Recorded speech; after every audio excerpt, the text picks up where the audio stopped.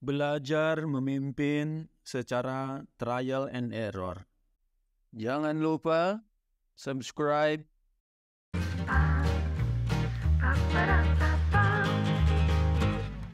Belajar memimpin secara trial and error. Trial and error itu artinya kira-kira adalah mencoba dan salah. Setelah melakukan kesalahan itu, lalu apa? Harapannya, kita bisa belajar dari kesalahan yang sudah kita lakukan dan kelak bisa melakukannya dengan lebih baik lagi tanpa mengulang kesalahan yang sama. Dalam beberapa situasi, prinsip trial dan error itu bisa dilakukan dengan hasil yang cukup memuaskan. Misalnya, dalam konteks R&D, ilmuwan mencoba ini dan itu, memperbaikinya, kemudian menghasilkan produk atau temuan yang memenuhi harapannya. Tetapi, ternyata bahkan ilmuwan yang memang pekerjaannya melakukan trial and error itu pun tidak sembarangan melakukan trial and error. Sebelum melakukan trial and error itu, mereka terlebih dahulu dibekali dengan ilmu yang memadai. Dengan demikian, trial and error yang mereka lakukan dilandasi dengan pengetahuan dan pemahaman yang tinggi terhadap subjek yang sedang ditelitinya.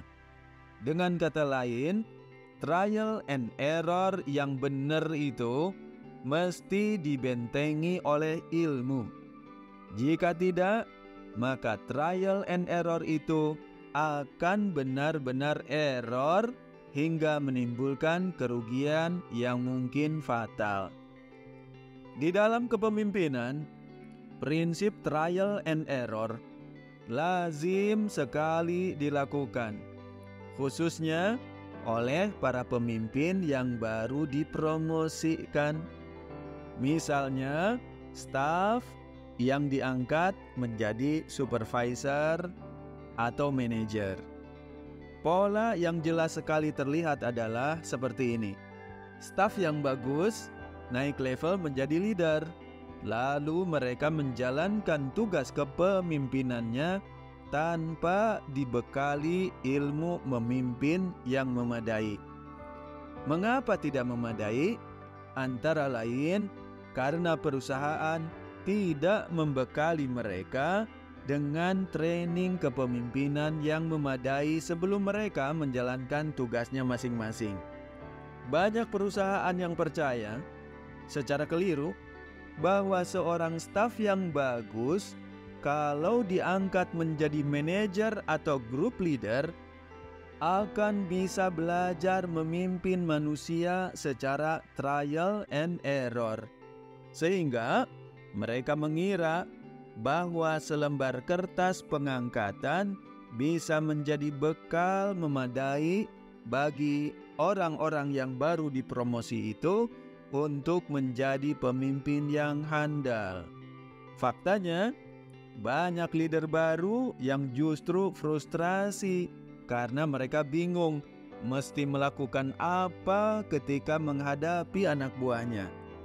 Lalu, pemimpin seniornya bilang, "Bagus, kalau kamu sudah frustrasi, berarti kamu belajar sesuatu." Betapa klisenya pernyataan itu, kan? Ingatlah, para ilmuwan terlebih dahulu memiliki ilmu sebelum melakukan percobaan. Mestinya, leader yang baru pun demikian. Mereka mesti memiliki ilmu yang memadai, atau biasa disebut sebagai minimum required knowledge, agar bisa melakukan trial and error secara efektif.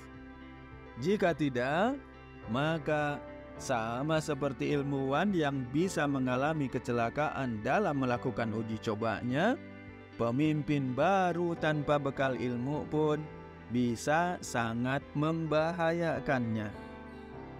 Mungkin bahaya trial memimpin tanpa ilmu itu tidak berupa ledakan di laboratorium atau residu beracun dalam suatu produk.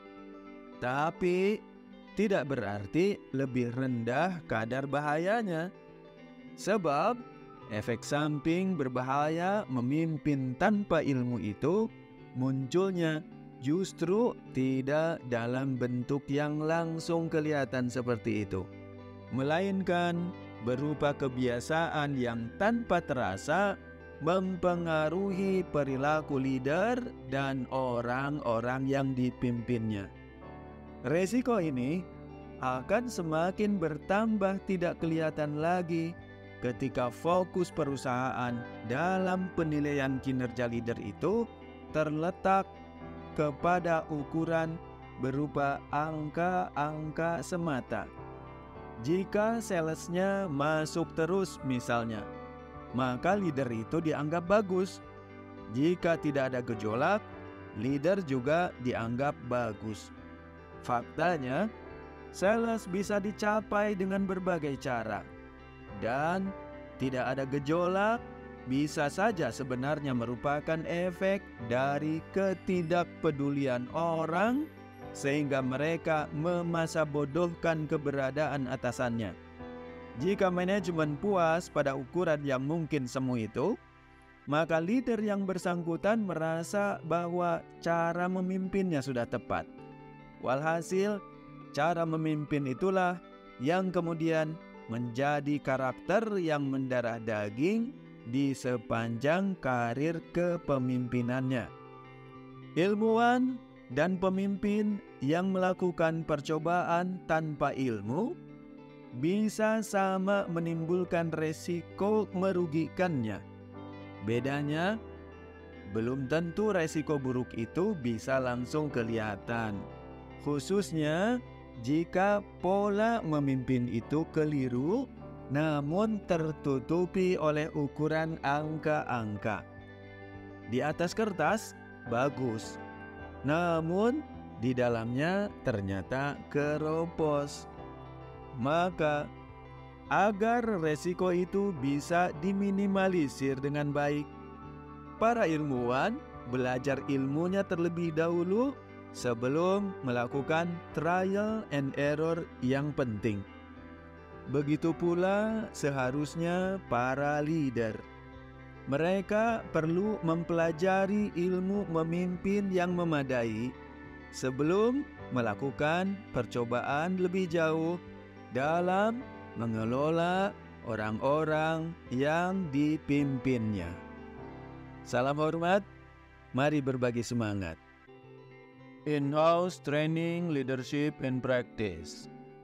Program in-house training ini berdurasi 2 hari untuk supervisor dan manajer yang menitik beratkan pada pembahasan kasus-kasus aktual dalam kepemimpinannya, disertai dengan contoh-contoh cara mengatasinya, serta praktek bagaimana cara melakukannya. Training ini sangat cocok untuk perusahaan yang ingin memberikan pelatihan kepemimpinan praktis bagi para leader mudanya, agar mereka bisa menjalankan tugas kepemimpinannya sehari-hari dengan lebih baik daripada sebelumnya. Dipandu langsung oleh Dadang Kadarusman. Untuk reservasi, hubungi kami 0812 1989 9737.